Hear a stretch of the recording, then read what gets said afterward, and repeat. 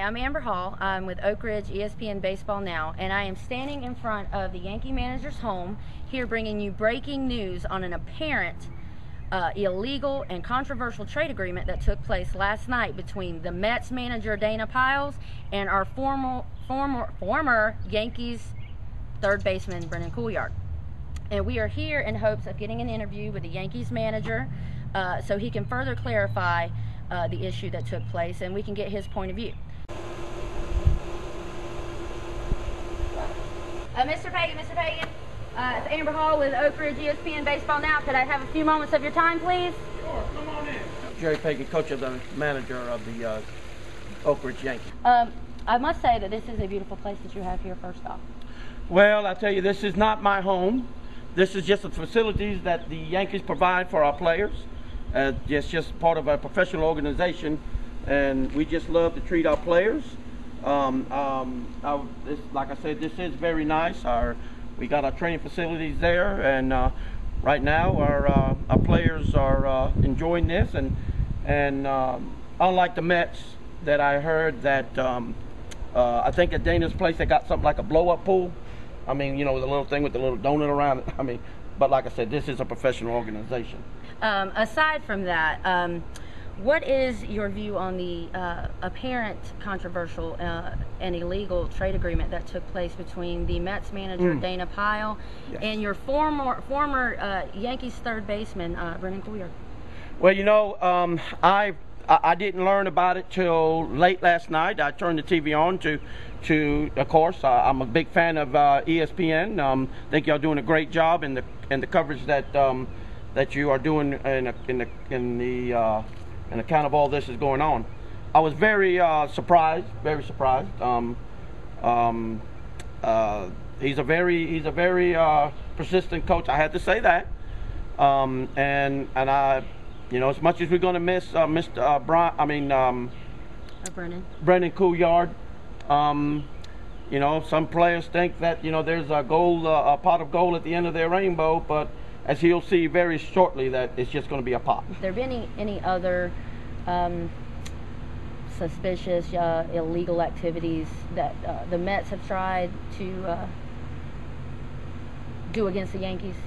Oh, it has been so appalling. It has. I mean, I just, like I said, we've always tried to help the special needs cases, and we thought this was a friendly game rematch, but I think he went overboard.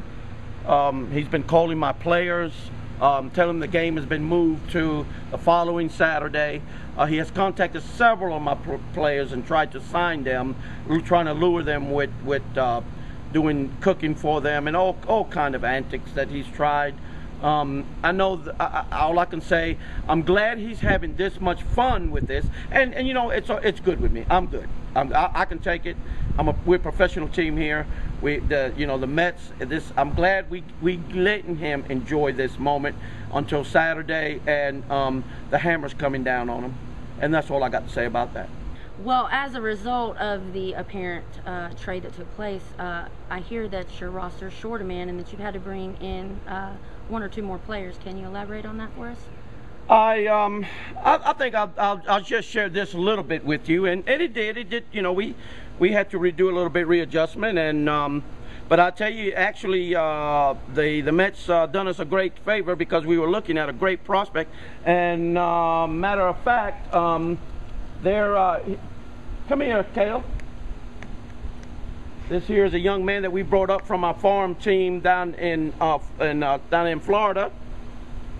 He's played great ball. He's got great abilities, and what better time?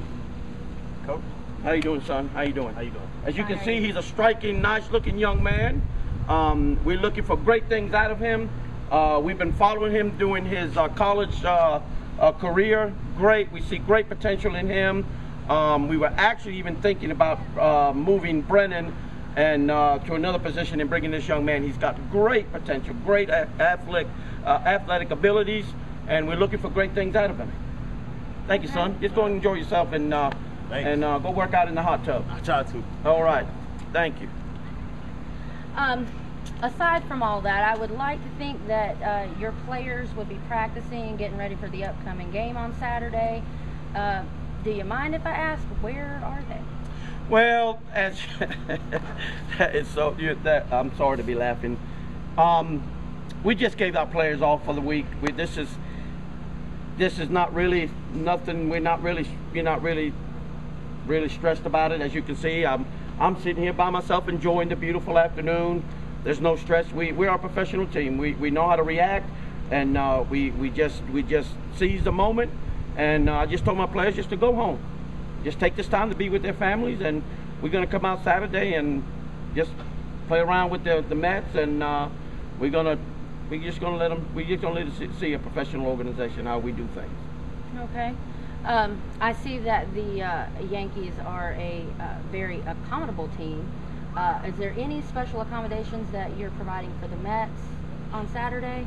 Absolutely. I can't stress enough how charitable that our organization is. You have seen throughout the years how good we are to do Special Olympics and special events. As you can tell, the first game, it was at a charitable event. We gave them our time. We even let them win to just motivate them, and apparently they really took it seriously. And hey, if we didn't do nothing but just drive them to be better and to come at us again, I just hate to say that it's going to be a different team that they're going to face, but we've also made, we had the grounds crew come in a couple of days sooner, and we've opened up 20 extra handicap parking spaces. We're trying to make this handicap accessible. We even got ramps for them to get out of their cars, and the dugout is handicap accessible also for those special need players that they have. I understand that they did have one young lady last time, she couldn't even make it to first base, so now she's got a chance to ride in a wheelchair to first base if she need to, and like I say, we do everything we can to accommodate. Okay. And tell me, what do you think the outcome of Saturday's game is going to be? Are you going to give it your all, or are you going to allow the Mets to take the winning position again? I thought we were just a friendly game the first game we played, and the Mets manager, he kind of pushed my buttons, and I had a call with him the other couple of weeks ago before we deadlocked. We were supposed to have deadlocked all trades 2 weeks ago, and of course you see what happened last night. And I told him, when you mess with the bull, you get the horn. And I seen him on the video just jumping up and down. I mean, he looked like he was in very cut. Go ahead, we'll cut it. Let me see.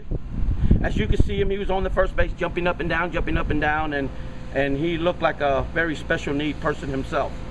But I just want to let the Mets know, we're bringing the A game, and I'm so glad they put a 20-run cap per inning. Like I said, you mess with the bull, you get the horn. Okay.